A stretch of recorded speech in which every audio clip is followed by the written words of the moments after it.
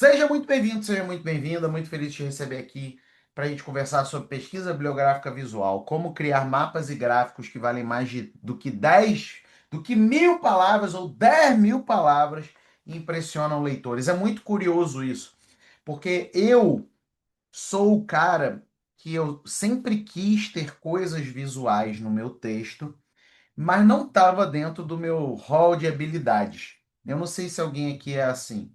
Eu sou o cara do texto, eu sou o cara do escrito lá, parágrafo, né? Eu não era muito o cara do visual, do gráfico, né? Dessas coisas lindas que certos colegas fazem por aí. Eu era o cara do texto. E isso me incomodou durante muito tempo, sabe?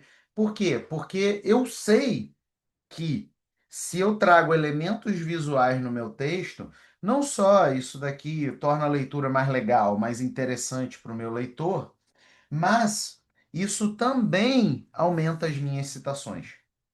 É, gente, tem alguns artigos, algumas pesquisas muito sérias na internet, e você consegue ver isso com facilidade, que mostram que se o teu texto tem elementos visuais, você consegue ter mais citações. Elementos visuais aumentam a citação. E quando eu comecei a ler esses artigos, eu falei, cara, é verdade. Porque eu comecei a lembrar em diversos momentos que eu citava autores, mas eu não citava o parágrafo do autor, eu citava o gráfico do autor dentro do meu texto. Então, hoje, eu resolvi isso para mim. E, obviamente, é algo que eu quero te estimular a resolver para você. Pesquisa bibliográfica visual não é somente uma perfumaria, não é algo só para, né, algo bonitinho, é algo extremamente estratégico, tá? E obviamente você não consegue resolver isso de qualquer maneira, não vai ser num chat GPT que alucina, ele vai alucinar no seu gráfico. Não vai ser no notebook LM que alucina, tá? Você precisa, já que você quer usar IA, usar uma IA que funciona para isso. Beleza? Vamos entender a lógica aqui.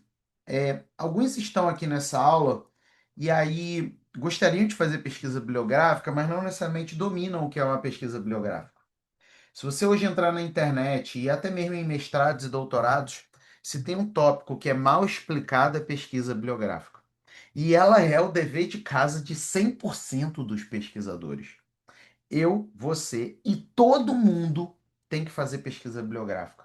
Agora, se você olhar por aí, o que é explicado de pesquisa bibliográfica é treva. É treva, inclusive por alguns mestrados e doutorados.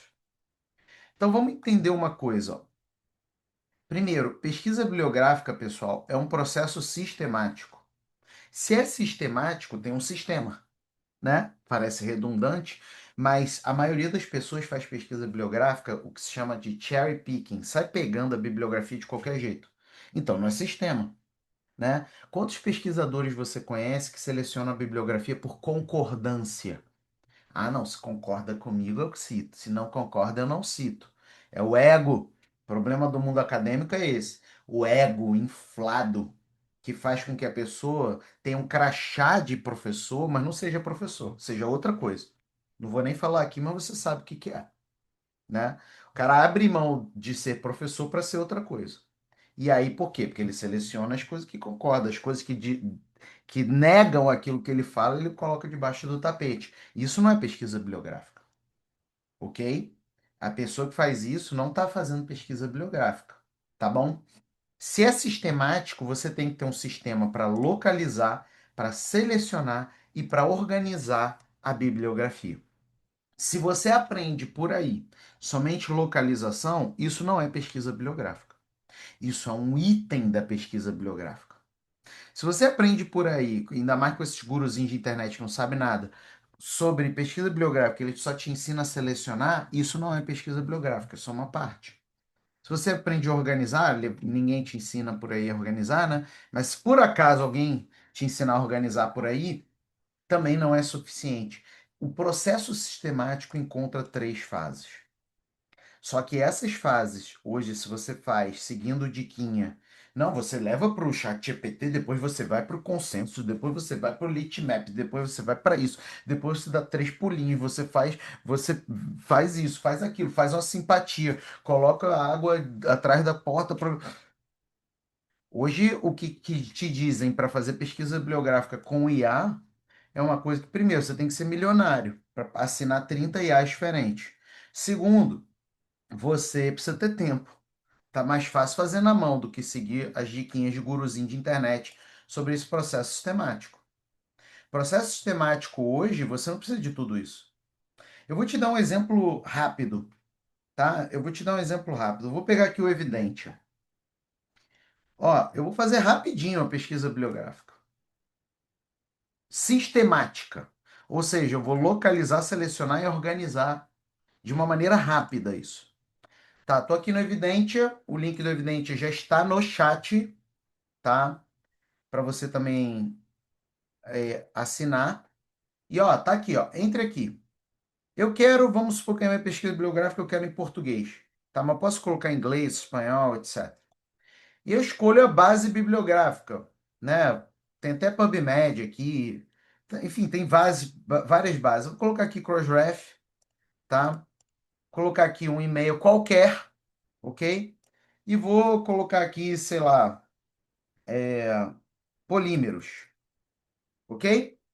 Polímeros. Lembrando que eu posso usar também operadores booleanos, tá, pessoal? Mas coloquei aqui polímeros.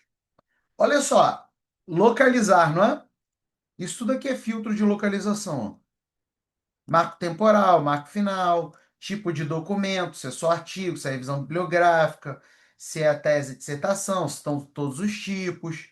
A quantidade de bibliografia, posso colocar 50, posso colocar 250, enfim, tá aqui. Relevância de citações ou anos mais recentes, eu gosto de organizar por relevância. Todas as áreas, ó, se você quer só uma área do conhecimento, você tem que colocar aqui, só ciências humanas. Entendeu? Se você quer open access ou sem ser open access, isso tudo é decisão de localização, galera. Você entende isso? Isso daqui é decisão de localização. Só que isso daqui vem um guruzinho que não sabe nada de pesquisa bibliográfica, não sabe nada de IA, e te fala assim: não, você gera o prompt milagroso do sétimo dia no chat GPT, depois você leva para o Gemini, depois você leva para o Conselho, depois você leva para isso, leva para aquilo, leva para aquilo. Cara, tá aqui, ó. Se eu vou fazer uma pesquisa bibliográfica sobre subsidiar uma revisão sistemática, eu coloco aqui a minha pergunta, já no modelo Pico. E aí eu vou cumprir a parte de localizar. Como que eu vou cumprir? Eu vou clicar em criar dashboard. Só que eu vou fazer de um jeito mais legal ainda. Você está vendo aqui o meu cronômetro? Vamos lá. Eu vou gravar aqui quanto tempo vai demorar para eu fazer essa localização da bibliografia e você vai ver que eu não só vou localizar, eu vou selecionar e vou organizar a bibliografia, tudo isso. Você vai ver quanto tempo isso vai demorar. Vou apertar play aqui, ó.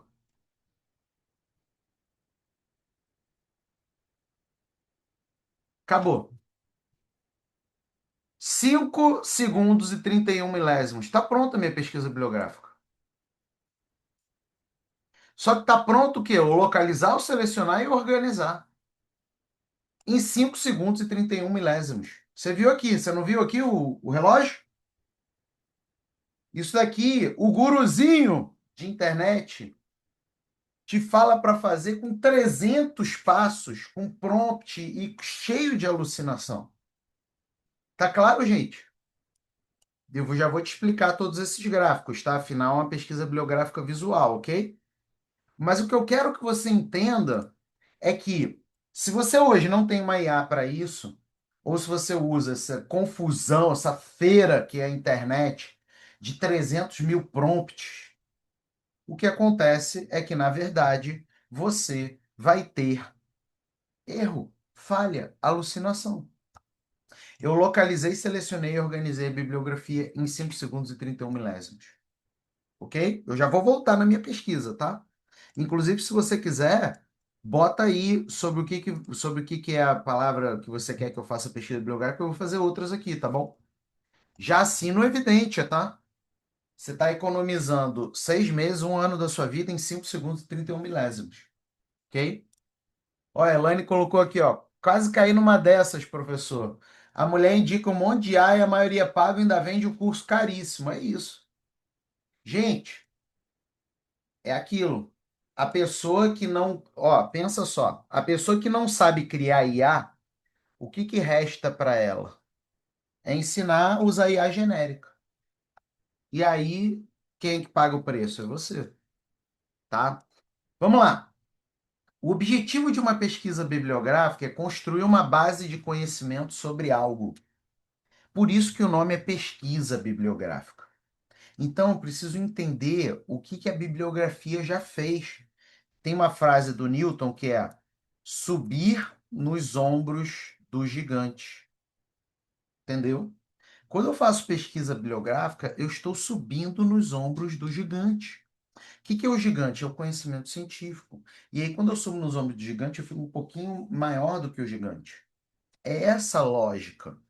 Então, como que você vai subir nos ombros do gigante se você não sabe o que que o gigante tem? Eu vejo muito a galera falando, quase não tem bibliografia sobre isso. Aí eu, show de bola, pode até ser.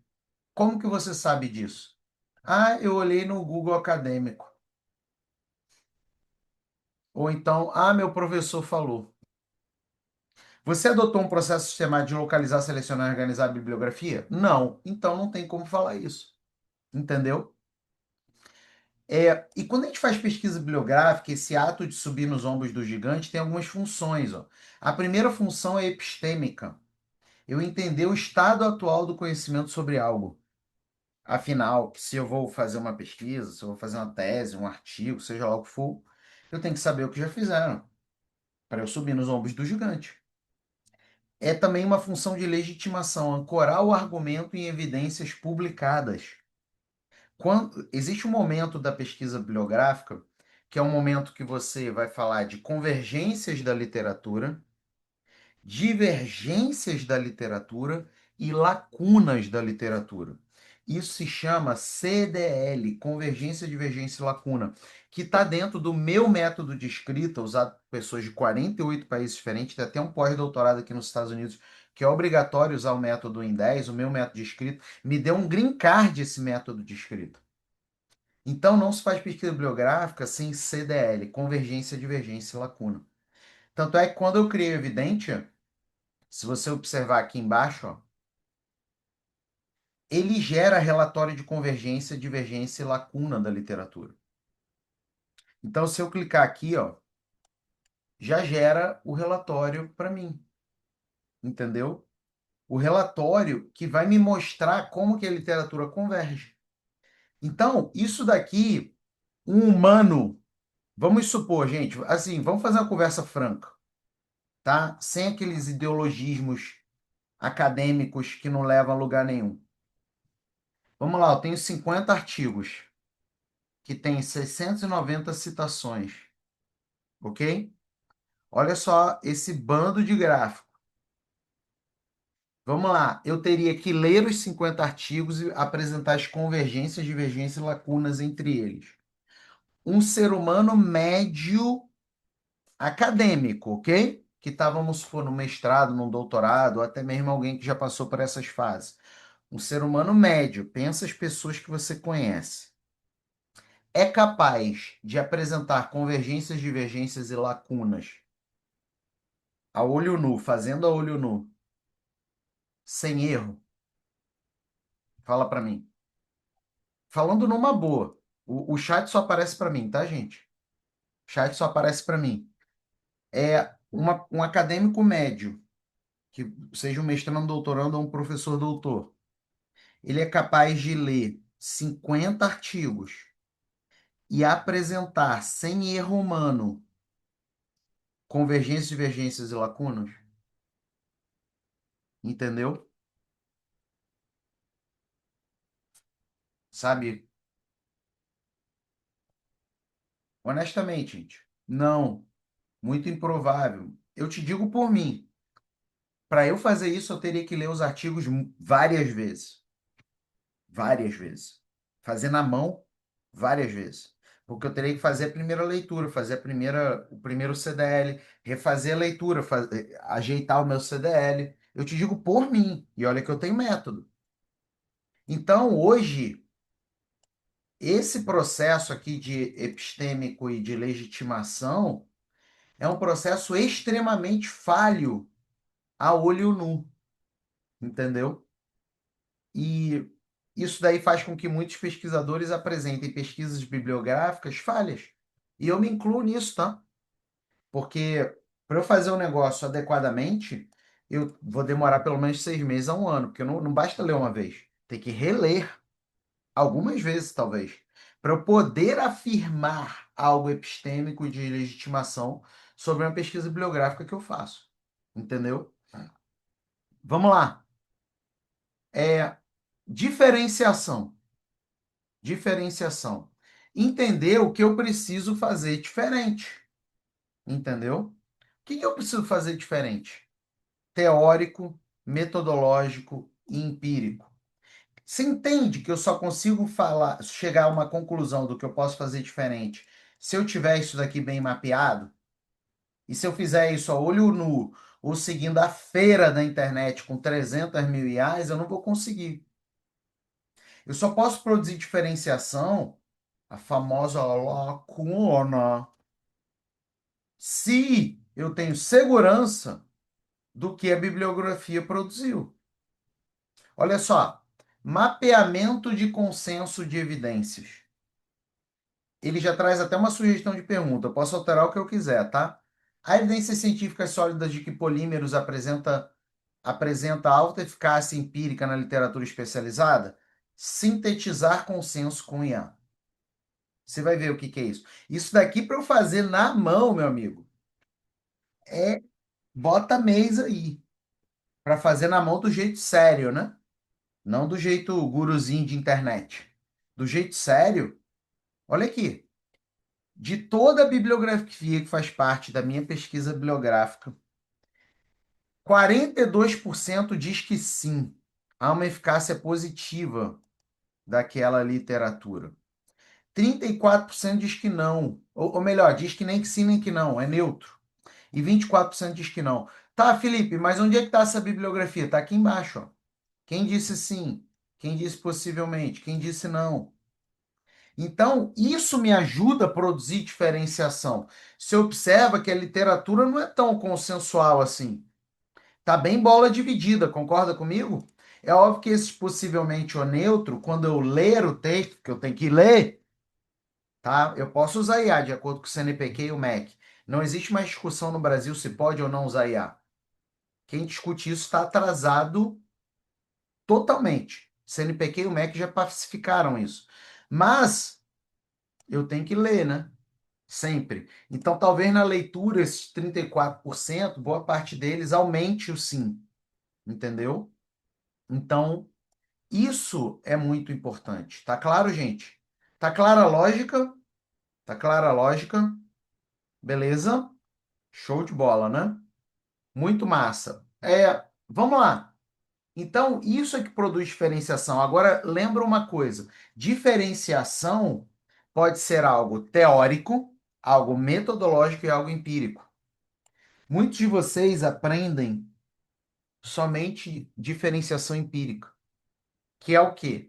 Os meus resultados de pesquisa. Os meus resultados de pesquisa. Eu aponto resultados diferentes. Eu aponto resultados inovadores. Mas muitos de vocês esquecem que a diferenciação pode ser teórica. E por que que muitos de vocês esquecem que a diferenciação tem que ser teórica? Porque quando você pisa em certas universidades, você não está autorizado a produzir diferenciação teórica. Você está impelido a reforçar teorias dos outros. De preferência, um gringo, em alguns lugares aí. De preferência, um gringo. Então, a pessoa ela fica com um viés na cabeça. Ela pensa assim: não, tem que vestir a camisa de um autor, o boné, os óculos de um autor que foi imposto a mim, e eu tenho que analisar o mundo sob a ótica desse autor. E eu não posso criticar o autor, às vezes, ou eu não posso produzir algo diferente do autor. Então, muitos de vocês esquecem que vocês podem produzir inovação teórica, sabe? E isso é muito importante. Você também pode produzir inovação metodológica. Gente, eu lembro, né? Eu já estava aqui na internet no Covid, né? Estou na internet desde 2014. E aí, na época do Covid, foi uma época bem desafiadora, bem difícil para muitos acadêmicos, porque, especialmente a galera de saúde e a galera de exatas, que fazia muito experimento. A galera de humanos também, que fazia pesquisa de campo. Porque acabou, né? Não podia sair de casa, não dá para fazer o experimento, não dá para fazer pesquisa de campo. E aí, muitos entraram na minha mentoria naquela época, e inquietos mesmo, né, Felipe? Minha pesquisa acabou, sabe? E a gente fez adaptações metodológicas na pesquisa. Por quê? Porque o contexto, às vezes, impõe algo novo. E isso é bom, às vezes. É óbvio, o Covid não é bom. Mas o contexto impor uma inovação faz com que você tenha a oportunidade de pesquisar diferente. Aí eu falei, gente, isso é uma oportunidade. Por exemplo, tem o caso da Lígia. A Lígia era de administração e ela trabalhava liderança em grandes organizações. Ela chegava nessas empresas, mega empresas, e analisava como é que era o processo de liderança. E, não sei se você lembra, mas antes do Covid, era basicamente a vida era presencial. E aí a Lígia fazia isso. Eu falei, Lígia, show de bola, porque as empresas continuam aí. Agora você vai fazer uma pesquisa sobre liderança em processo de gestão de empresas compulsoriamente remotas em função do Covid. E ela trouxe uma metodologia que não tinha até a época, era o quê? O campo da administração inteiro fazendo pesquisa com gestão presencial. E ela trouxe gestão remota. Agora, com IA, a mesma coisa. Eu não entendo as pessoas que fazem pesquisa bibliográfica sem IA. Eu não entendo as pessoas que fazem análise de conteúdo sem IA. Eu não entendo. Por quê? Porque você pode produzir inovação metodológica e a pessoa está lá no coisa pré-jurássico ainda. E isso daí que te produz diferenciação. Qual é a bola da vez, gente? É você pegar o seu tema e relacionar com IA. Qual é o seu tema? Sei lá, engenharia aeroespacial. Coloca assim, EIA. Você produz inovação metodológica, entendeu? Outra coisa importante de pesquisa bibliográfica, preparação. Ela antecede a revisão de literatura. Todo mundo tem que fazer pesquisa bibliográfica. E a pesquisa bibliográfica, ela é a preparação da revisão de literatura. Entendeu? É essa a lógica, gente. É essa a ideia. Então não se pode escrever, não se pode fazer revisão de literatura sem pesquisa bibliográfica. Ela é a condição. Então o que que ela não é? Primeiro, ela não é cherry picking. Cherry picking, traduzindo, é cesto de cerejas. Tem um cesto de cereja, eu pego as cerejas que mais me agradam. Não é, não pode. Acho que eu concordo. Acho que eu gosto. E não é bagunça. Tá? E hoje, infelizmente, a maioria das pesquisas bibliográficas é cherry picking e é bagunça. E às vezes não é por mal do pesquisador, não. Às vezes é porque ele é até impelido a isso. E quando ele usa um negócio desse aqui, é outra história. Entendeu? É outra história. Porque ele passa. Olha aqui, gente, esses gráficos são móveis, tá? É o meu mouse, ok? Olha aqui, ó. Se eu clicar numa bibliografia dessa, aqui embaixo aparece a bibliografia, ó. Tá bom? Ó, Thermocatalytic Pyrolysis of Plastic Waste. Eu posso gerar um fichamento dessa bibliografia e posso baixar se ela tiver em Open Access, tá bom? Então, isso daqui traz o quê? Sistematicidade. Quando você vai para uma prova de concurso público que foi sorteado no dia anterior e você chega, coloca nos seus slides um gráfico desse, ó, tô mexendo com o meu mouse, tá? E não se preocupa, como é que eu interpreto esse gráfico? Não se preocupa, não. Porque o Evidentia tem um manual de interpretação de todos esses gráficos. Tá? Olha aqui, ó. Quando a pessoa olha isso, ó, tô dando zoom, a pessoa fica impressionada. Entendeu? Quando você chega e mostra isso aqui, gera diferenciação. traz uma ideia de que você passou 6 meses fazendo isso. E, na verdade, você fez em 5 segundos e 31 milésimos. Ó. Tá vendo, gente? Então, isso aqui é extremamente valoroso. Ó, coautorias, quem é que é coautor de quem, você vê as redes e tudo mais. Então, hoje, quando a gente fala de pesquisa bibliográfica, a gente precisa ter em mente isso. Por quê? Porque eu e você não estamos no mundo da ciência para produzir opinião. A gente está no mundo da ciência para produzir ciência. E tudo começa com uma excelente pesquisa bibliográfica. Beleza? Ou seja, eu quero te convidar a fazer uma pesquisa bibliográfica estratégica. Lembrando, já estou colocando o link aqui do Evidente, garante aqui ao vivo, tá? Já deixei o link aqui. E eu sei que vocês estão colocando perguntas e eu vou responder todas as perguntas, ok? Não vou deixar ninguém na mão, não. Tá? Vamos lá. O que é uma pesquisa bibliográfica estratégica? Primeiro, uma pesquisa bibliográfica que não é somente textual. Textual importa, Felipe? É claro que importa, né? Se você pegar aqui o Evidente, ele produz relatórios de convergência, divergência e lacuna da literatura. Ele produz, ó, a síntese do consenso acadêmico, inclusive ele traz uma interpretação sobre essa síntese, né? Tudo bonitinho aqui. Se eu quiser, ele gera a revisão de literatura para mim com base na pesquisa bibliográfica. Ó, revisão sistemática, revisão integrativa, né? Daqui a pouquinho eu vou gerar para vocês. Mas isso daqui diz muito. Ó. Quem são as redes de pesquisa? Por exemplo, Priscila, Rosilene, Débora e Aline geralmente têm conexões de publicação. Olha aqui, ó. E detalhe, eu posso baixar esses gráficos, tá? Ó, salvar em PNG. Eu baixo esses gráficos. Tá vendo? Quando eu coloco o mouse em cima, eu vejo, ó. Priscila geralmente publica com Rosilena, com Débora e com Aline. Débora também, Aline também. Tá vendo? A lógica. Isso daqui, um textual, ele vai ter limitação. Eu posso escrever tudo isso aqui de forma textual, mas um gráfico como esse apresenta muito, muito mais. Então, a capacidade de processamento do cérebro humano, gente, de uma imagem é cerca de 60 mil vezes melhor do que o texto. E eu não estou falando para você não colocar texto na sua pesquisa bibliográfica. Bota o texto, mas não bota somente o texto, porque você está perdendo citação, entendeu? E está perdendo citação.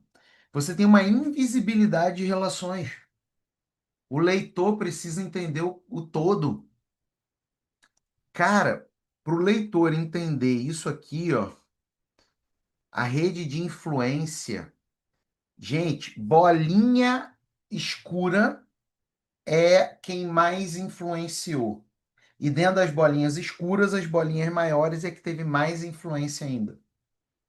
E as bolinhas mais claras são os que mais foram influenciados. E dentro das bolinhas mais claras, os maiores são os que mais foram influenciados. Então, olha aqui, ó.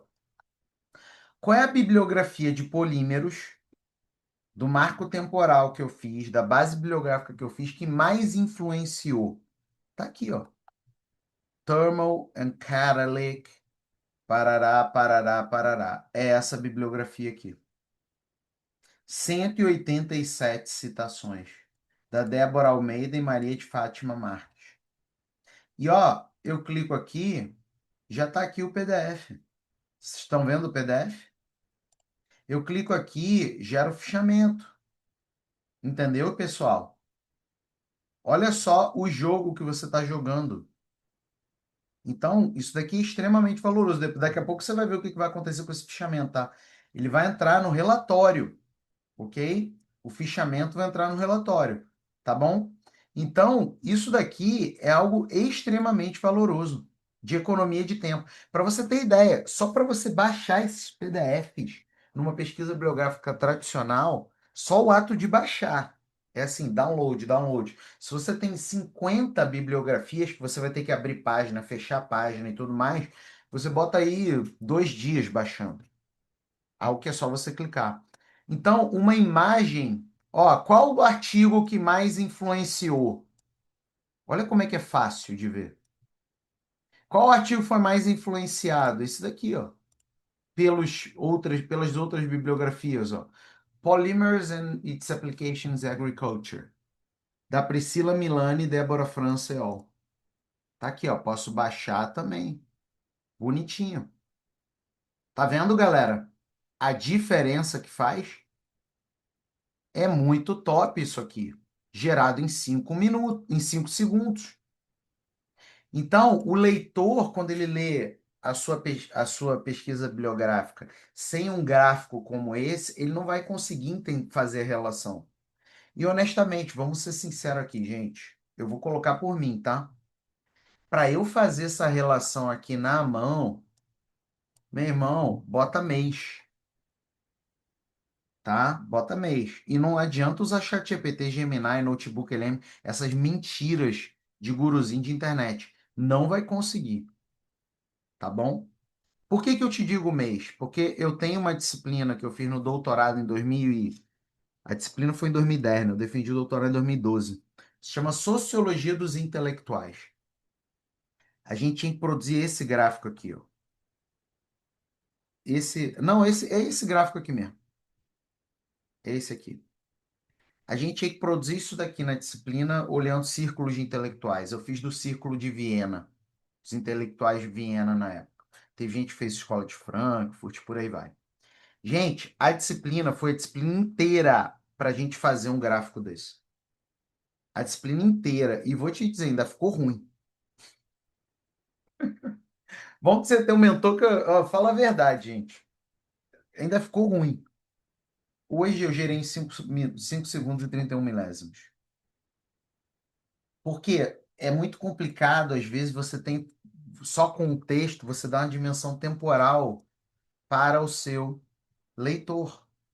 Olha só isso. Eu clico em histórico, dá para saber exatamente de 2016 a 2026 como é que foi a questão aqui de publicações e de citações.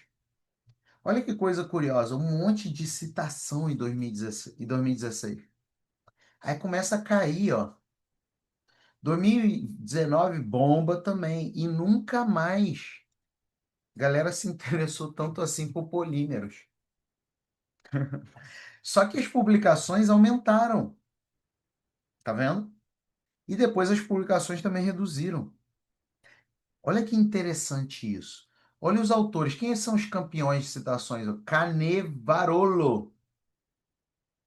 Gente, isso daqui para um leitor e para a gente enquanto autor traz uma clareza absurda, entendeu? Absurda. Só que o textual somente tem limitações. Tem para a gente que escreve e para o leitor. Então, olha só, se você vai só para o textual, você tem um artigo isolado que você tem que analisar, um por um. Aí bota tempão aí. Cada texto você demora horas ou dias para, não é só ler, né? É sistematizar. Vira um negócio completamente subjetivo, intuitivo, mal feito, ou com muito erro humano. Você tem a lista de referências que não acaba nunca. Depende de muito de sagacidade. Depende muito de sagacidade. E eu tenho desafios. Eu não sei você. Eu tenho desafios. Aliás, por que que eu criei tantas IAs? Eu tenho 25 IAs que eu já criei. Por quê? Para mim. Eu criei as IAs para mim. Tanto é que uma das coisas que a galera mais me pediu foi, Felipe, tem algum site com todas as suas IAs? E tem, né? Eu criei um site para todas as minhas IAs. Por quê? Para mim mesmo. Para eu entender, né? Aqui, esse site aqui, ó. Pode adquirir todos. Porque eu criei as IAs para mim, antes de tudo. Aqui, ó, tem todas aqui. Criadas, gente, por minhas próprias mãos, tá? Nenhum guruzinho de internet faz isso, é só quem sabe. É, então depende muito de sagacidade. E eu não tenho essa sagacidade, eu tenho várias limitações cognitivas, eu tenho várias limitações pessoais. Algumas pessoas me veem aqui na internet todo dia, ficam falando, Felipe, você é um gênio, você é muito inteligente. E eu não sou. Só que, diferente de outras pessoas, eu reconheço, eu não fico vivendo no meu ego. Eu reconheço minhas limitações e crio estratégias para resolver as limitações que eu tenho. Eu não consigo fazer esse gráfico rapidinho. Eu não consigo fazer esse gráfico rapidinho. Eu não consigo fazer isso daqui rapidinho. Eu tenho limitações, ok? Então, eu preciso resolver isso de outra maneira, tá? Eu não vivo no conto de fadas de que eu sou o último biscoito do pacote. Só que eu uso as IAs certas. Eu não fico insistindo em ChatGPT, Notebook LM, Gemini, que são os três, sem exceção, uma porcaria para acadêmicos. E a análise vem da impressão do pesquisador. E a sua impressão e a minha impressão vai ser falha. Por quê? Porque tem um monte de coisa que a gente errou antes. Na leitura, na sistematização, no viés, no cherry picking, na falta de método de pesquisa bibliográfica, por aí vai. Entendeu, galera? Quando a gente fala de algo visual, eu tenho corpus completo. Eu tenho isso daqui, ó, completo, ó. Olha só as redes de relacionamento, ó. E se eu clicar em um, ó, meu mouse, tá? Eu consigo isolar, eu consigo ver quem que ele está influenciando, ó. Isso daqui, cara, você manda para o orientador pensa que demorou 6 meses para fazer, entendeu? Você demora segundos com inteligência artificial. Você viu aqui ao vivo.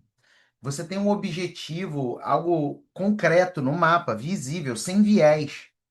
O pessoal fica falando, ai, a IA tem viés algorítmico. E o viés humano? Que hoje, infelizmente, é consciente e está na ciência. Virou uma praga na ciência. O viés humano. Um monte de gente produzindo pseudociência nas universidades. Eu prefiro o viés da IA, que é muito menor. O mapa do conhecimento, você tem um mapa completo do conhecimento. Cara, esse daqui, olha só, ele é o mais citado disparado, ele é o texto. Então, se eu vou produzir uma dissertação, uma tese, eu tenho que citar esse daqui. Tá vendo? Porque ele é seminal, ele influenciou tudo. Felipe, e se eu quiser saber de forma mais detalhada quais foram? Trabalhos primários, ó. Esses são os mais seminais.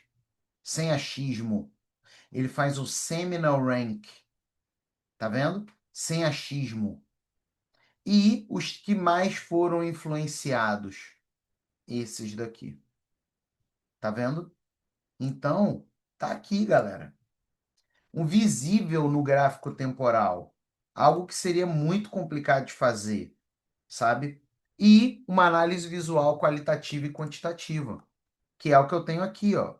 As palavras-chave e por aí vai, tá? Então, tudo isso aqui vai existir também nessa pesquisa bibliográfica. Beleza? Eu, Felipe, vou te sugerir então o seguinte: você decide se quiser. Nunca mais faça pesquisa bibliográfica meramente textual. Coloca o textual, mas coloca também o visual, tá? E quando você entra no Evidente, já assinaram o Evidente aí ao vivo? Já assinaram o Evidente, galera? Deixa eu colocar aqui o link do Evidente. Quando você entra no Evidente, eu quero que você também assuma uma outra rotina, tá? Eu quero que você use para tudo. Não é só para você escrever um artigo, escrever a sua tese. Vai dar uma aula amanhã, Evidente. Vai fazer um pedido de um projeto, de um financiamento para pesquisa, Evidente. Você vai ver, inclusive, você pode gerar agora a revisão de literatura muito rapidamente, que eu não quero antecipar. Então, você hoje, se você quiser, você pode fazer artigos por semana. É claro que você tem que ler, tem que melhorar, né? Eu não vou nem entrar nesse mérito. Mas você pode aqui com o Evidente a fazer isso. Então, isso é algo extremamente importante, tá, galera? O visual é altamente benéfico e urgente. Por quê? Você tem velocidade e tem precisão, coisas que a gente não conseguia antes. Pede para o ChatGPT gerar um gráfico desse, não vai gerar. Aí depois de 1 trilhão de prompts ele vai gerar, alucinando todos os seus dados, que o ChatGPT esquece. Então hoje você tem velocidade com precisão no seu visual. Antes você para ter precisão, se alcançasse precisão, tinha que abrir mão da velocidade. E por que que eu digo se alcançasse precisão? Por todos os motivos que eu já falei. Erro humano, viés humano e por aí vai. Profundidade visual que o texto não entrega. Você pode. Por isso que a aula é muito legal, no título da aula. Pesquisa bibliográfica visual. Como criar mapas e gráficos que valem mais do que 1.000 palavras e impressionam leitores. Tá vendo? E a comunicação e autoridade acadêmica absurda. Porque, gente, lembra sempre o seguinte: quem olha de fora, vamos lá. Se eu chego e pego aqui, ó, eu pego um gráfico desse e coloco na minha próxima aula, ou no meu pedido de financiamento do meu projeto de pesquisa, ou na minha seleção de mestrado, doutorado, ou no meu artigo. Quem está olhando de fora vai falar assim: rapaz, esse aqui não veio a passeio, não, hein? Você não concorda comigo? Quando eu chego e boto um gráfico desse de mapeamento de evidências e consenso, bibliografia convergindo aqui, neutro ali e não ali. Quando eu mostro esse parágrafo aqui, quando eu mostro o que isso implica, concorda comigo que quem olha de fora vai falar assim: tá podendo. Não é verdade? Então, gente, é top demais isso aqui. Entendeu? Quem olha, entende sempre isso. O visual importa para quem vê, não é só para você. Quem olha te acha o cara, te acha a pessoa. Beleza? Até aí, gente? Tranquilo? Show de bola? É, eu mostrei vários tipos de visuais. Eu, inclusive, te dei vários exemplos, mas eu queria agora arrumar um pouco a tua cabeça em relação a quais são esses tipos visuais. Pode ser? Porque eu mostrei vários aqui, mas e aí, Felipe? Arruma um pouco para mim, que eu vi um monte de tipo visual diferente e eu queria entender. Olha só. Primeiro tipo, vamos lá em cima, é o grafo de cofacitação e influência. Quem são os influencers de polímeros dentro do marco temporal que eu coloquei, dentro do registro que eu coloquei? Quem são os influencers? Quem são aqueles que mais influenciaram? Isso daqui é um exemplo visual. Outro exemplo visual, mapeamento 3D bibliométrico. Meu mouse esse daqui, tá? Ó. Então, ele cruza três tipos de informação. Um indicador de relevância, qual é a relevância da bibliografia, qual o maior volume de citações da bibliografia e qual é o ano da bibliografia. Então, se você observar, eu tenho um padrão. Qual é o padrão? Bibliografias que foram publicadas há mais tempo têm maior número de citações e maior relevância. Ah, mas isso é meio óbvio, nem sempre. Às vezes você tem uma bibliografia nova que passa a ter mais relevância e mais citações do que antes. Por exemplo, quando você produz inovação teórica, metodológica e empírica. Beleza? Então, ó, tá aqui. Nosso thermal aqui em cima, ó. Segundo lugar, polymers and its applications in agriculture. Tá aqui. Beleza? Terceiro tipo, ó, rede de similaridade semântica. Aí a gente vai aqui mais para baixo, ó. Quem concorda com quem? Quem influenciou quem no sentido de concordar, de citar, de aparecer como seminal para o que veio em seguida. Ó, o mapa de similaridades. Tá vendo? Rede de coautoria. Quem é coautor de quem? Cadê? Tá mais um pouquinho aqui para baixo, ó. Cadê? Cadê de coautoria? Desci muito o mouse. Coautoria. Aqui, quem é coautor de quem? Olha só. Sebastião, que é o nosso campeão de citações, ele basicamente escreve sozinho. Agora, Priscila, Roselena, Aline e Débora têm essas triangulações. Maria de Fátima e Débora também já publicaram bastante. Gente, cocitação. E, desculpa, coautoria. Mapa de tendência temporal. É esse mapa aqui, ó. Cadê? Deixa eu subir. É tanta coisa boa, né? Ó, histórico, coautores, tendência temporal. Tá vendo? Eventualmente dispersão. Olha lá. Tudo bonitinho. Distribuição por periódico. Mais um. Olha aqui. Quais são os periódicos que publicam mais? Tá vendo? Também está aqui. Distribuição geográfica dos autores.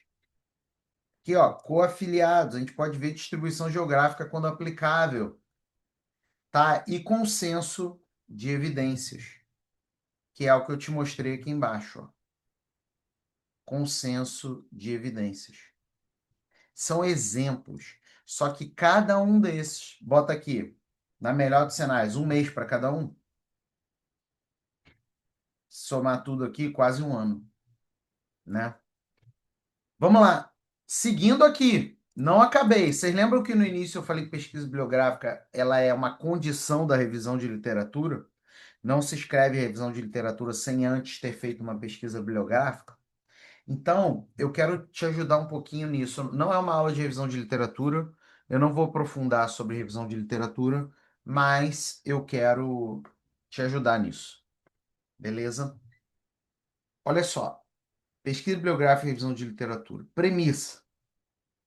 Presta atenção aqui. Muita gente erra aqui. Primeiro, existe uma simbiose entre pesquisa bibliográfica e revisão de literatura.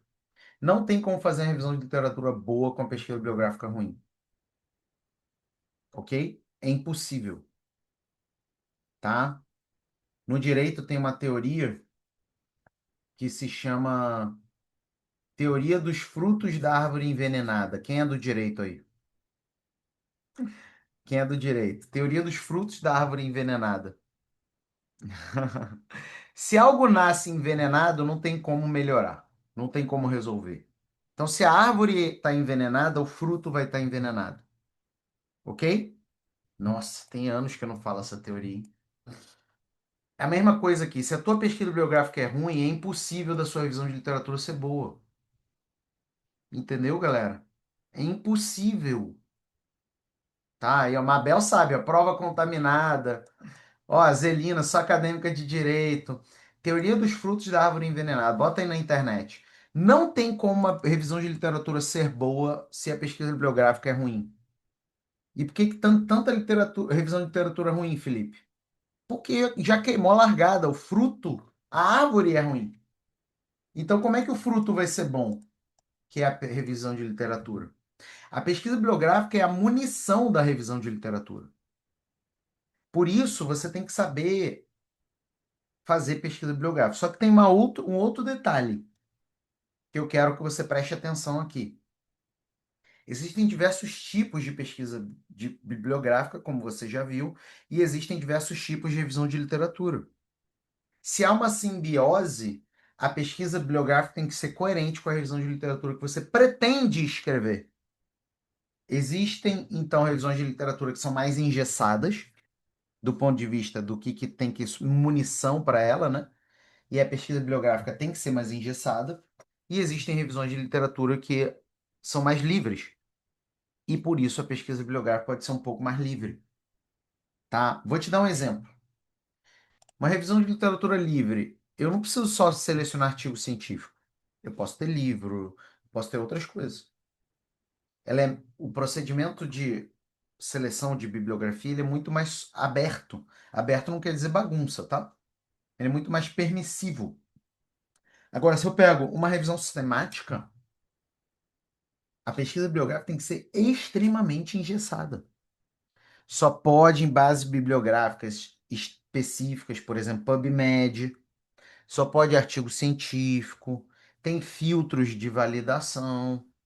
Ela é muito mais específica e muito mais engessada. Então, hoje não existe pesquisa bibliográfica no sentido amplo. Existe uma pesquisa bibliográfica que vai servir uma revisão de literatura que você já decidiu qual será essa revisão de literatura que você vai fazer. Entendeu? A ideia? Muitos de vocês travam na revisão de literatura porque vocês não têm uma pesquisa bibliográfica que subsidia a revisão de literatura. Aí vocês querem, é mais ou menos o seguinte: a revisão de literatura é um casamento, uma festa de casamento, e você só tem para ir uma bermuda e uma camisa t-shirt, igual a minha. Não, não funciona. O que você quer usar não funciona para o objetivo. Tá claro isso, gente? Me desculpa, às vezes eu uso as metáforas nada a ver. Mas tá claro para você? Ai, ai. O maior problema hoje de muitos acadêmicos é que eles têm uma pesquisa bibliográfica que não tem nada a ver com a revisão de literatura que eles decidiram. E ela pode ser até uma boa pesquisa bibliográfica. Essa camisa é boa, entendeu? A bermuda é boa, sabe? Quem olha fala, pô, legal a camisa, legal a bermuda, tá bonitinha, show de bola, não tem nenhum problema. O problema é a ocasião. Eu tô indo para um casamento, as pessoas estão de terno e eu tô de bermuda. Bota aqui no chat se você tá entendendo. Ou se a minha metáfora tá maluca. Bota aqui. Tô remando junto, tô entendendo. Bota aqui, galera. Para de preguiça. Vai lá, sim ou não? Estamos remando junto? Sim ou não? Eu me divirto com essas aulas, gente. Você já deve ter reparado que eu gosto de dar aula, né? Eu dou aula. Primeiro semestre foram mais de 120 aulas. Gratuitas aqui na internet. Ai, ai, guruzinho vive de rios, lido no chat GPT, o teleprompter. E aqui você tem a aula completa, praticamente todo dia. Tá claro, né? E é ao vivo, tá, gente? Ó, o Antônio acabou de dizer sim, às 10h25. A Silvia disse sim. Beleza? Zelina disse agora, você é um ótimo professor. Uma honra contribuir contigo, Zelina. Vamos nessa. Olha só. Livre é a mais livre, obviamente. É mais permissiva. Os seus filtros de pesquisa bibliográfica podem ser maiores. Narrativa. Aqui o foco é no modo como a literatura narra um fenômeno. Como que a literatura narra um fenômeno? Entendeu? Quais são as explicações da literatura sobre, sei lá, judicialização da saúde? Sistemática é como a literatura responde um problema de pesquisa, uma pergunta científica. Só que ao invés de eu fazer a pesquisa, eu olho as pesquisas que a literatura já fez. Então, se a literatura não fez pesquisa, não dá para fazer para revisão sistemática. Revisão integrativa é a mesma lógica da sistemática, só que a sistemática, o foco é em artigo científico em certas bases bibliográficas fixas. Por exemplo, PubMed, Scopus, Web of Science. A integrativa tem maior permissividade para outras bases, inclusive não somente artigos, mas livros, capítulos, etc. Revisão de escopo é quando eu vou analisar teorias, noções, visões mais gerais, explicações mais abertas. Alguns chamam ela, eu acho errado, tá? Você nunca vai me ver usar esse termo em nenhuma aula minha. Estado da arte. Eu acho errado o termo estado da arte. Tá? Por quê? Aprende uma coisa aqui. Tudo que você faz em ciência precisa ser específico, preciso e não metafórico. O problema é que a ciência foi categorizada, ela foi colonizada por termos inespecíficos, imprecisos e metafóricos. Exemplos: delimitação do tema. Delimitação do tema é algo que não quer dizer nada. É algo inespecífico, impreciso e metafórico. Outra palavra também que não quer dizer nada. Recorte do objeto. Imagina eu delimitando o tema com a minha mão, eu recortando o objeto com a tesoura mágica do recorte de objeto. São coisas que são desserviço para a ciência. E terceira coisa, estado da arte. O que é estado da arte, meu amigo? Então, são palavras que entraram na ciência, viraram modinha, mas que não servem à ciência. Servem à imprecisão e à confusão. Se você pedir para 20 professores que citam estado da arte escreverem no papel a definição de estado da arte, você vai ter 20 definições diferentes, assim como delimitação do tema e recorte do objeto. Meta-análise é uma pesquisa que vai analisar a análise de outras pesquisas. E bibliometria é uma pesquisa quantitativa sobre o que aparece na literatura. A questão é que muitas delas são menos engessadas. Então, tem maior permissividade na sua pesquisa bibliográfica. E outras são mais engessadas. Vamos dar uma olhada aqui, porque o Evidentia gera a sua revisão de literatura. E nós pegamos aqui as mais frequentes e, por isso, mais engessadas. Ok? Olha só que legal. Vamos supor, eu quero fazer uma revisão sistemática. Já está até marcado aqui, revisão sistemática. Ele já traz a pergunta. É claro que eu posso alterar a pergunta, ok?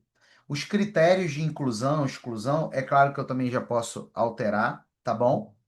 Mas olha aqui, ó. Gerar revisão de literatura por IA.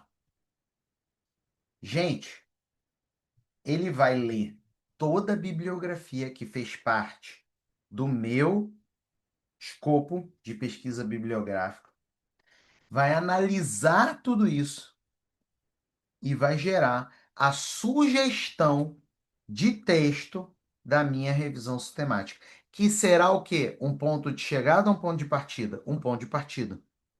Porque você está autorizado a usar IA? Sim. Ok? Mas use IA top e declare o uso de IA.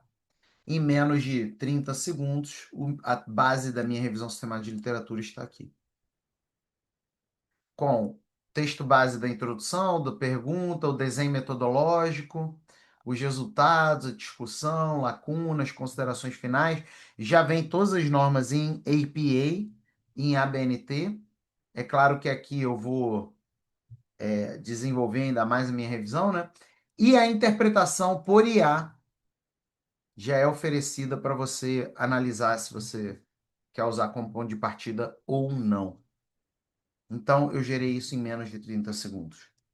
Ou seja, não só o Evidente te dá a pesquisa bibliográfica completa, ele te dá o ponto de partida da sua revisão de literatura. E isso é top demais. Tá claro até aí, galera? Show de bola? Eu sei que vocês estão colocando perguntas, eu vou responder todas, tá? Tá? Eu vou responder todas, ok? Deixa eu fazer um convite final aqui para o Evidentia. A aula está acabando, então esse é o momento de você decidir antes da gente se despedir e o que sair da minha boca evaporar e você perder a melhor condição. Então esse é o momento de você dar o passo no Evidentia. A melhor IA para a pesquisa bibliográfica do mundo. Gente, quando eu digo para vocês pararem de seguir guruzinho de internet, eu falo sério. Não faz sentido. Acabou, gente. Os guruzinhos de internet ensinando aí usa ChatGPT, Gemini, fala sério. O cara faz um videozinho de 1 minuto que ele tá lendo no teleprompter. Você vê o olho dele assim, ó. Fala sério, gente. Vem com quem aguenta uma aula inteira te ensinando. Olha aqui o evidente. Eu quero te chamar a dar esse passo agora ao vivo. O link já está aqui no chat. Entra agora. Você vai garantir a melhor condição. Pesquisa bibliográfica hoje toma tempo, inclusive usando IA. Se você usa essas IAs porcarias aí. É cara, você baixar um arquivo desse, muitos desses arquivos aí, é complicado. Complicado. Fora se você converter tempo em dinheiro. O Evidentia economiza 1 ano em 5 segundos. Se você quiser seguir esses guruzinhos de internet, eles te falam para assinar essas coisas aqui, né? Porque eles não sabem criar, entendeu? Connected Papers, Consensus, Litmaps, Research Habit. Quem é que já recebeu essas recomendações? Só que é o seguinte, eles só fazem um gráfico que o Evidentia faz. No Evidente você recebe, eu acho, 7 gráficos, né? Por aí. Fora as derivações, fora os motores, fora convergência, divergência, lacuna, fora um monte de coisa. Fora, inclusive, isso aqui, ó, que eu nem te mostrei. Olha aqui embaixo. Eu posso tirar a bibliografia. Eu não sou obrigado a manter, ó. Vamos supor, essa daqui não tem nada a ver, eu tiro. Essa daqui, ó, eu tiro. É tudo editável. Outra coisa que eu posso fazer, ó, baixar o relatório completo. Olha só o relatório completo, gente. Se eu mandar isso daqui para o orientador, ele pira. Ó, o relatório completo da minha pesquisa bibliográfica. Eu copio e colo. Coloco aqui, ó, tudo, tudo, tudo, tudo, tudo. Esses daqui não chegam nem aos pés do Evidente. E se você pagar por eles, dá US$ 36 por mês. Gente, por ano isso daí dá mais de R$ 2.000.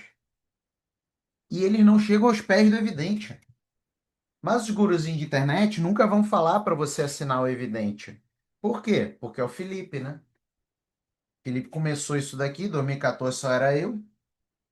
Então não vou colocar, não vou fazer propaganda para o Felipe.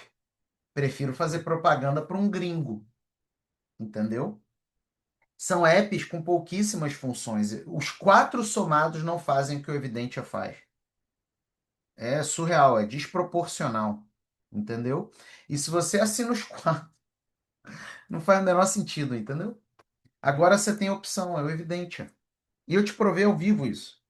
Então, eu quero te chamar a dar esse passo. Olha aqui, ó, aponta a câmera para o QR Code ou entre em superapps.website/evidente. superapps.website/evidente. Dê esse seu passo agora ao vivo. Você também vai receber o manual do Evidente. Por quê? Porque eu sei que algumas pessoas olham os gráficos desse, o olho arregala, né? Felipe, eu amei o gráfico, mas eu não sei interpretar isso daí, não. A gente já pensou em tudo para você.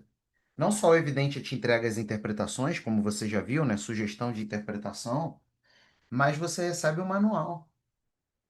Então, ele é bonitinho, ele é o passo a passo para você entender tudo do Evidente.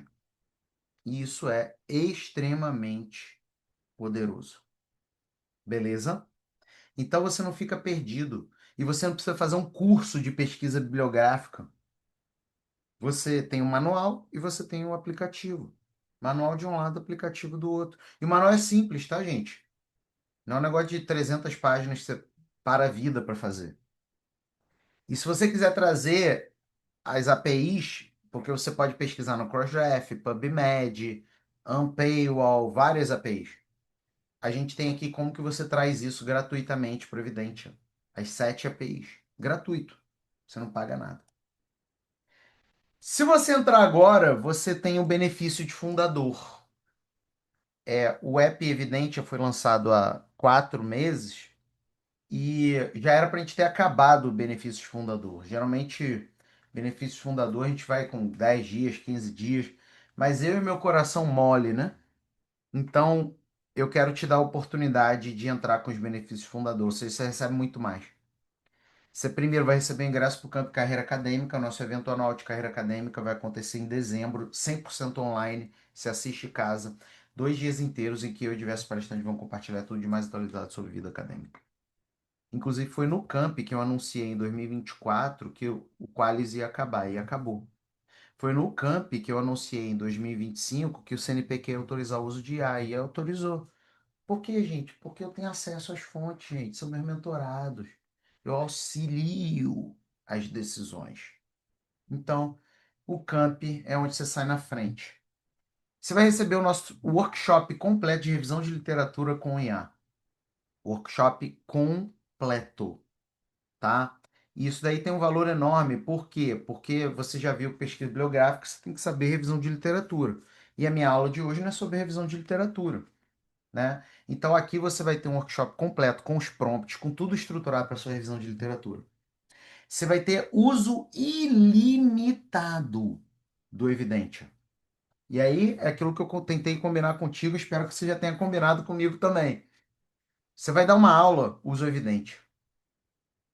Você vai fazer um projeto de pesquisa, usa o Evidente. Vai escrever um artigo, usa o Evidente. O Evidente vai fazer parte da sua rotina como acadêmico, e não por um momento pontual no ano. E você tem o uso ilimitado agora. É individual, tá? Nem tenta me enganar, a gente sabe, a gente descobre. Mas é uso individual. Ilimitado. O que que vai acontecer depois? O que a gente fez em todas as nossas IAs. Vai funcionar por crédito. E aí você vai entrar, você vai ter por crédito. Você vai ter 10 pesquisas que você pode fazer no ano. Hoje você pode fazer 100 pesquisas, gerando esse nível de qualidade. O Evidente é uma espécie de carro abre-alas de oportunidade. Por quê? A pessoa olha, é autoridade instantânea, gente. Parecerista diz sim. A prova do concurso público diz sim. Por quê? Porque você cria uma diferenciação absurda em relação a outras pessoas. Você vai ter o menor valor da história, isso vai aumentar, e o Evidente ainda tem encontro de suporte. Felipe, eu não sei, eu estou inseguro. Você tem o manual, você tem as aulas, é óbvio, mas você também tem encontro de suporte. Vai pedir encontro de suporte aí para o Gemini, para o ChatGPT, para o Notebook LM? Não tem, né? Aí tu ainda tem que comprar um curso de um guruzinho, que não sabe nada, e aí o guruzinho, aí você descobre tardiamente, depois de ter pago R$ 2.000, R$ 1.000 pro guruzinho, para descobrir que você foi enganado. Que às vezes, inclusive, você sabe mais do que ele, tá? Então aqui você vai ter encontro de suporte. Eu e a minha equipe te ajudando pessoalmente. Tem noção desse nível? É surreal, né? Então aponta a câmera pro QR Code, agora eu vou olhar o chat com calma, vou responder todo mundo. Só que você tá numa encruzilhada. Você precisa dar espaço agora antes que a gente acabe. Beleza? Deixa eu ver aqui o chat, responder todas as dúvidas agora com calma. Tá bom? Deixa eu ver aqui. Gente, ó, se você tem algum senão para entrar no Evidência, tá? É agora. Beleza? É agora, tá? Vamos lá. Quase caí numa dessas, professor. A mulher indica um monte de IA e a maioria paga e ainda vende o curso caríssimo. É o que acontece por aí. Vira uma feira, né? Pode fazer internacionalização de startups? Posso, vamos ver se tem. Fazer aqui rapidinho.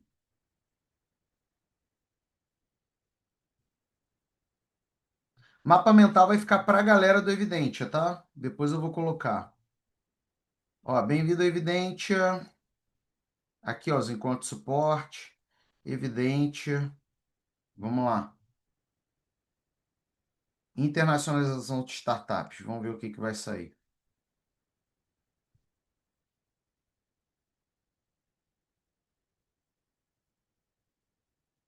Vou deixar o resto igual, tá? Tá aqui, ó. Internacionalização de startups. Gerei em 2 segundos. Bonitinho. Ó, startups. Tá? Fiz rápido, tá? É óbvio que eu teria que ler melhor aqui os filtros e tal, mas eu fiz rapidinho. Mas, gente, eu não chamo vocês pra furada, não. Entra agora. Ahn, Meire, eu sugiro mandar no nosso formulário de suporte para a gente te ajudar de uma maneira mais pontual. Mas uma outra coisa que eu também vou te sugerir, Meire, é fazer assim, ó. Ctrl Shift R. Isso daqui é para Meire, tá, gente? Abre o Evidentia e coloca Ctrl Shift R, tá? Isso daqui é só para Meire, tá bom?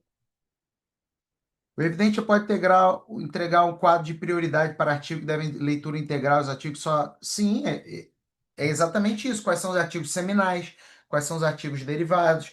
Você pode organizar o artigo por ordem de relevância, tá bom? Então pode fazer tudo isso sim. E faz pesquisa nas bases mais conhecidas, Scopus, Cielo. Vamos lá, Paula, presta atenção. O Evidentia, ele consegue pegar toda a bibliografia relevante do mundo, ok? Só que Scopus é uma base privada, ok? Para acessar tem que o quê? Pagar. Se você tem acesso ao Scopus, você faz o download da base em ris.ris e coloca no Evidentia. E ele lê e você gera todo o relatório dentro do Evidentia. Scopus e Web of Science são as duas bases que você precisa ter acesso. Por quê? Porque a gente não hackeia, tá? Isso daí é crime, hackear. Diferente de outros que tem por aí que hackeiam. É crime. Porém, pensa comigo. Quem emite todos os DOIs do mundo? Crossref. O Evidentia tem acesso ao CoreGraph? Sim. O Scopus Web of Science, todos os artigos do Scopus Web of Science têm DOI? Sim. Então a gente acessa tudo que está dentro dos Scopus do Web of Science? Sim, via CoreGraph. Porém, se você precisa gerar nos Scopus e no Web of Science, você pode gerar lá, se você tem login e senha, e pegar o arquivo RIS e mandar para o Evidentia e ele gera esses gráficos incríveis, tá?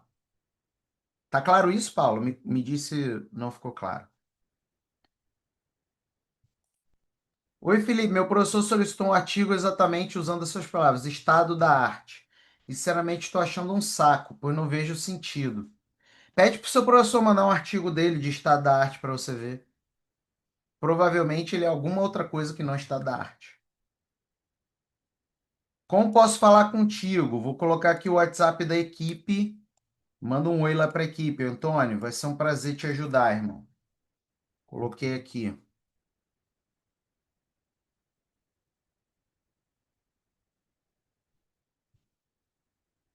Assinado, seja bem-vinda, Mabel, maravilhosa. Tamo juntos.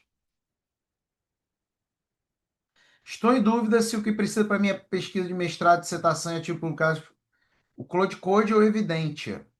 São coisas diferentes, tá, Zelina? Vamos lá. Claude, são campeonatos diferentes. Vou tentar explicar assim. Campeonato das IAs genéricas. ChatGPT, Gemini, Claude, Notebook LM. A única que presta é o Claude Code. Claude Web também não. Claude Code. No Campeonato das IAs genéricas. Quando eu digo presta, presta comparando com as outras. Tá bom? Comparando com as outras. ChatGPT, Gemini, Notebook, nada disso presta. Para acadêmicos, né? Presta para outras coisas, não para acadêmicos. Agora vamos lá. Campeonato das IAs treinadas. Qual é a melhor IA de pesquisa bibliográfica do mundo? Evidente. Tá? Então, são campeonatos diferentes. Se você quer jogar o jogo do campeonato das IAs genéricas, Claude Code, com o Squad acadêmico, que é o meu produto, vai ficar top. Se você quer jogar o jogo das IAs treinadas, eu estou falando de pesquisa bibliográfica, né? Evidente. Tá bom? Então, depende qual jogo que você quer jogar. Felipe, aí vamos lá para a sua necessidade. Felipe, eu preciso gerar uma pesquisa bibliográfica agora. Rápido. Eu preciso girar, eu preciso movimentar. Evidente. Por quê? Eu gerei em 5 segundos. Você resolve isso hoje. Se você quiser trabalhar com o squad acadêmico, você vai precisar de mais tempo, tá? Scopus está no periódico CAPES agora, então é possível algum comando no Evidente. No- Vamos lá, Meire, é o mesmo raciocínio. Você não precisa que o Scopus esteja no periódico CAPES, porque eu já tenho acesso a tudo que é publicado no Scopus via Crossref, entendeu? Agora, se você precisa entrar na plataforma Scopus, é uma questão de obrigação. Se você é obrigado a entrar na plataforma Scopus, aí você tem que ter o acesso para a plataforma, entendeu?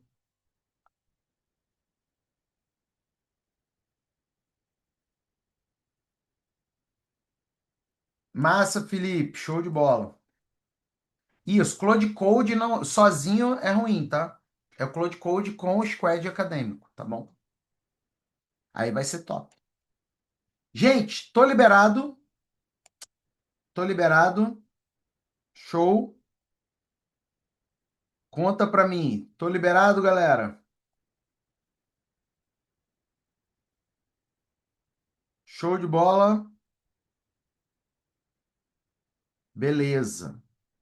Posso ir? Todo mundo entrou? Essa é a tua última chamada, tá? Todo mundo entrou. Dou-lhe uma, dou-lhe duas, dou-lhe três. Ai, ai. Fala pra mim. Foi ou não foi?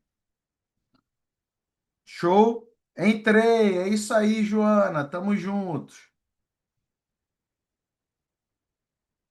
Zelina, o Evidentia é para pesquisa bibliográfica.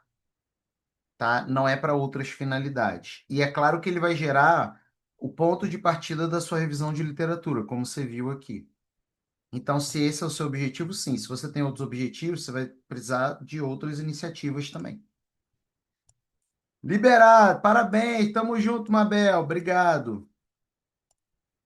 Posso fazer uma assinatura para minha filha? Ah, vai ser maravilhoso, Meire. Obrigado, uma honra ter a sua confiança, tá? Muito obrigado. Galera, preciso ir. Ó, uma grande honra te receber aqui. Seja mega super power blaster bem-vindo ao Evidente. Valeu, galera. Tchau, tchau.